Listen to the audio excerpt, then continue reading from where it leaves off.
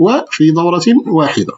ولحساب محيط العجلة يجب أن يكون عندنا قطرها، وبطبيعة الحال القطر ديالها هو 71.5. إذا غنضربو 71.5 باش نحسبو القطر ديال الدائرة، أي دائرة بما فيها العجلة، غنضربو القطر في 3.14، فنكون بذلك قد قمنا بحساب دورة أو المسافة التي تقطعها عجلة في دورة واحدة.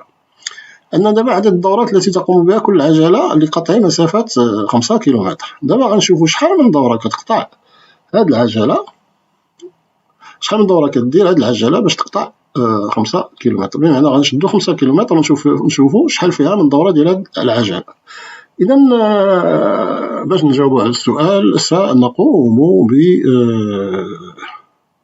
بالعمل التالي. الحل العمليات: المسافة التي تقطعها كل عجلة في دورة كاملة هي، احسب محيط الدراجة. كما قلنا نحسب محيط الدراجة، ومحيط الدراجة قلنا كيساوي القطر في 3.14. ملي درنا العملية عطاتنا 224.51 سنتيمتر. عدد الدورات التي تقوم بها كل عجلة لقطع مسافة 5 كيلومتر. إذا ميمكنش نقسم 5 كيلومتر على 224.51 سنتيمتر، يجب أن نوحد الوحدات بحيث نحول الكيلومتر إلى السنتيمتر، فوجدنا 50,000 سنتيمتر.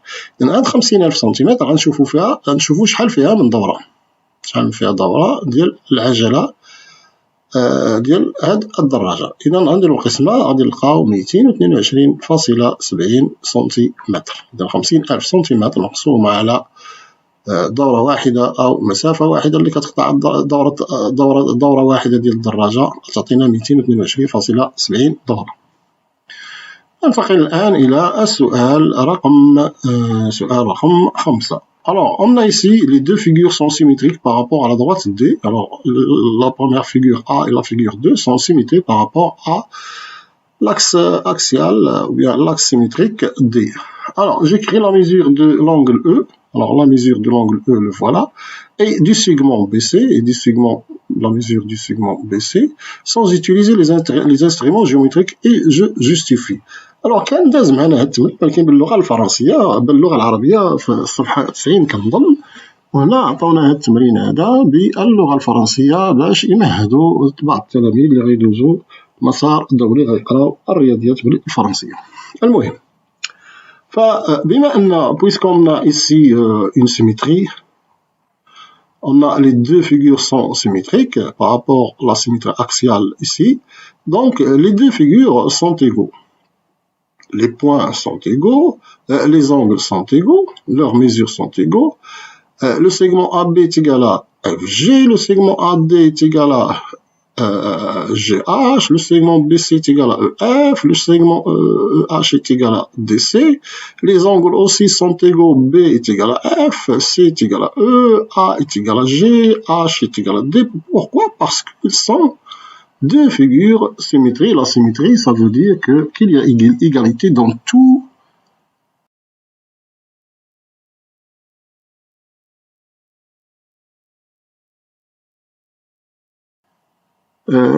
Tous les constituants et tous les éléments des deux figures. Bien, donc si je justifie par la symétrie. Donc pour répondre à cette question, donc on a C, l'angle C est égal à l'angle E. L'angle C est égal à 75, donc l'angle E est égal à 75 degrés. BC ou bien AB est égal à EF, et BC est égal à EF, et EF est égal à 1,5 cm, donc BC est égal à 1,5 cm. C'est ce que nous avons mentionné ici. Alors, on va partir maintenant à l'exercice numéro 6. Je montre que les quatre périmètres P1, P2 et P3 et P4 sont égaux. Donc, il me demande de montrer comment ces périmètres, alors le périmètre ici noir, ici violet, ici bleu, ici rouge, ils sont égaux et je range les 4 R, A1, A2, A3 par ordre croissant et je vais ranger, alors ces R ici ou bien ces surfaces ne sont pas égaux, donc je vais les ranger du plus petit au plus grand par ordre croissant. Donc, on va voir maintenant l'égalité des périmètres. Alors, si nous prenons ce périmètre-là, alors on va prendre ce périmètre-là, on l'a vu dans la page numéro 80, je crois, oui, numéro 92, c'est le même exercice. Alors, si vous voyez, si vous constatez ici que ce périmètre est égal à quoi? Il est égal à le 1 quart de ce cercle, plus le 1 quart de ce cercle, plus le 1 quart de ce cercle, plus le 1 quart de ce cercle. 1 quart plus 1 quart, c'est 1 demi, plus 1 quart, c'est 3 quarts, plus 1 quart, c'est 4 quarts, ça veut dire un cercle. Alors, les 4 quarts est égal à un cercle, ce qui veut dire que ce cercle est égal à ce cercle. La même chose pour celui-là, donc vous constatez que ce cercle lui manque 3 quarts, donc voilà le premier 1 quart, le deuxième 1 quart, le troisième 1 quart, donc on a 4 quarts, ça veut dire que ce cercle est égal à ce cercle en ce qui concerne le périmètre. Ah, donc pour cette forme-là, ce périmètre-là, il lui faut deux moitiés. Donc on a 2 moitiés, il lui manque une moitié. Il lui manque une moitié. Donc, un quart, voilà, un quart plus un quart. Alors, un quart plus un quart, c'est une moitié, plus les 2 moitiés, ça donne le cercle. Donc, tous ces périmètres-là, ici, et ces formes-là, sont égaux. Alors, pour la surface, donc, on constate que cette surface est la petite, puisqu'il lui manque 4 quarts de la surface. Ici, il lui manque 3 quarts de la surface. Ici, il lui manque 2 quarts de la surface. Ici, elle est complète.